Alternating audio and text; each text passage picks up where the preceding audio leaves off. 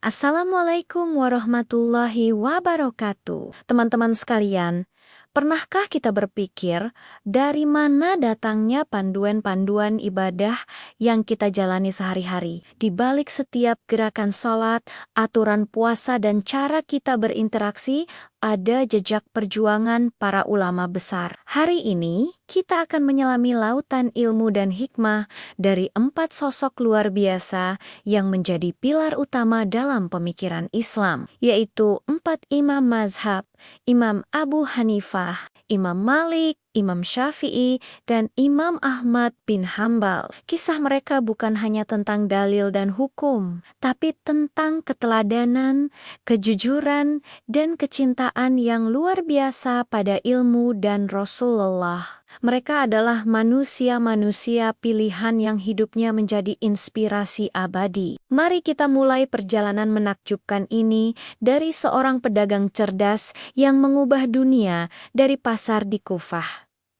Dialah Imam Abu Hanifah, yang bernama asli Nu'man bin Sabit. Beliau lahir di Kufah, Irak, pada masa di mana ilmu pengetahuan sedang berkembang pesat. Uniknya, beliau bukanlah seorang yang sejak kecil hanya berkutat dengan kitab. Beliau adalah seorang pedagang kain yang sukses, dikenal karena kecerdasan dan kejujurannya yang luar biasa. Suatu hari, seorang wanita tua datang ke tokonya untuk menjual selembar kain sutra. Ketika ditanya berapa harganya, wanita itu menjawab 100 dirham. Imam Abu Hanifah tersenyum dan berkata, "Ibu, kain ini nilainya lebih dari itu."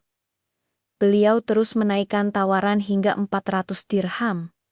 Sampai akhirnya wanita itu setuju. Bayangkan, seorang pedagang yang justru menaikkan harga beli demi keadilan bagi penjualnya. Kejujuran inilah yang menjadi pondasi ilmunya. Kecerdasannya dalam berdagang ternyata juga membawanya pada dunia fik. Beliau menggunakan logika dan analisis yang tajam, yang dikenal sebagai ahlur ra'yi atau ahli logika untuk memecahkan masalah-masalah hukum yang kompleks. Meski begitu, beliau pernah mengalami masa sulit. Di awal berdirinya dinasti Abbasiyah, beliau sempat mendukungnya. Namun, ketika diminta menjadi hakim agung, beliau menolak karena khawatir tidak bisa berlaku adil di bawah tekanan penguasa. Akibatnya, beliau dipenjara hingga akhir hayatnya. Sebuah pengorbanan besar demi menjaga prinsip dan kebenaran.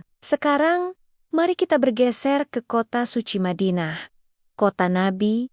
Di sana, hiduplah seorang ulama yang sangat dihormati, penuh wibawa dan santun luar biasa. Dialah Imam Malik bin Anas. Beliau adalah ahli hadis terkemuka, dan karyanya, Al-Muwatta, menjadi salah satu kitab hadis paling awal dan paling otentik. Kecintaan Imam Malik kepada Rasulullah Shallallahu Alaihi Wasallam begitu mendalam, sampai-sampai beliau tidak pernah mau menaiki unta atau hewan tunggangan apapun di dalam kota Madinah. Saat ditanya mengapa, beliau menjawab, "Aku malu kepada Allah menginjakan tanah dengan telapak kaki hewan tungganganku, sementara di tanah ini jasad Rasulullah dimakamkan."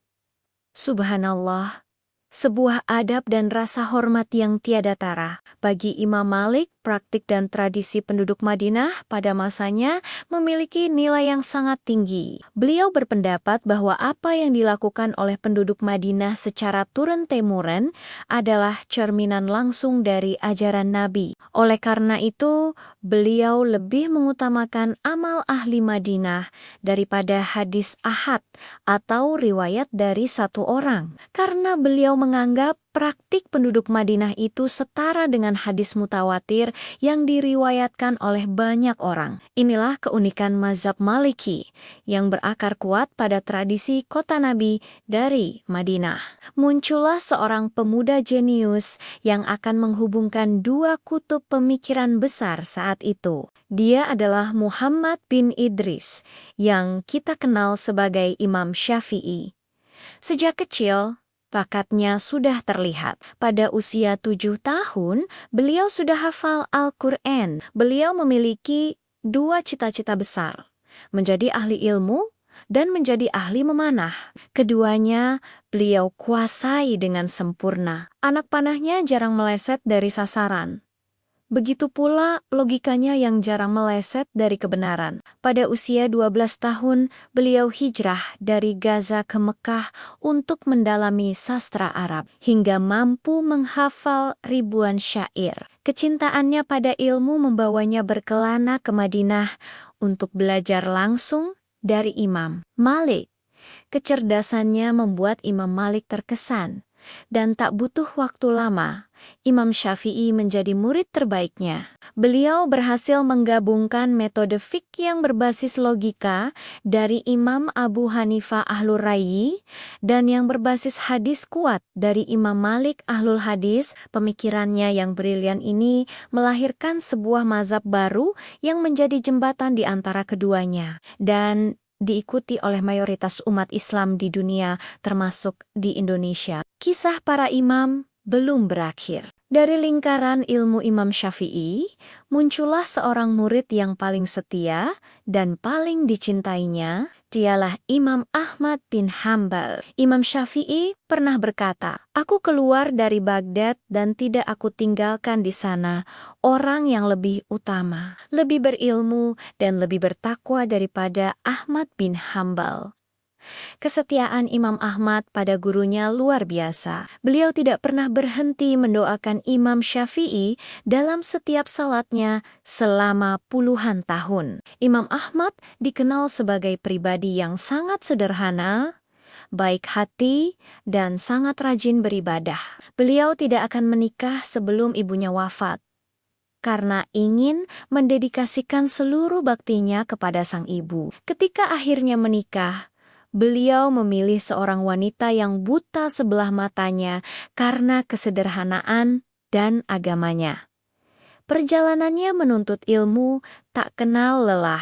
Beliau rela menempuh perjalanan ratusan kilometer hanya untuk mendapatkan satu hadis. Kegigihannya ini membuatnya menjadi seorang hafidz yang hafal ratusan ribu hadis dan dijuluki sebagai Imam Ahlus Sunnah wal Jamaah karena keteguhannya dalam mempertahankan kemurnian akidah di tengah ujian berat dari penguasa pada masanya. Teman-teman, dari kisah 4 imam besar ini, kita belajar banyak hal. Dari Imam Abu Hanifah, kita belajar tentang kejujuran dan keberanian memegang prinsip. Dari Imam Malik, kita belajar tentang adab, kecintaan pada Nabi, dan menghargai tradisi yang baik. Dari Imam Syafi'i, kita belajar tentang semangat menuntut ilmu yang tak terbatas dan kecerdasan dalam menyatukan perbedaan. Dan dari Imam Ahmad, kita belajar tentang kesetiaan, kesederhanaan, dan keteguhan iman yang tak tergoyahkan. Mereka semua adalah bintang-bintang di langit peradaban Islam. Perbedaan pendapat di antara mereka bukanlah untuk perpecahan, melainkan rahmat yang menunjukkan betapa luasnya samudra ilmu Islam. Semoga kita bisa meneladani akhlak mulia mereka dan terus bersemangat dalam belajar. Terima kasih sudah menyimak sampai akhir. Jika kalian suka dengan konten seperti ini dan ingin terus belajar bersama, jangan lupa untuk like, komen, dan subscribe channel ini. Sampai jumpa di video selanjutnya. Wassalamualaikum warahmatullahi wabarakatuh.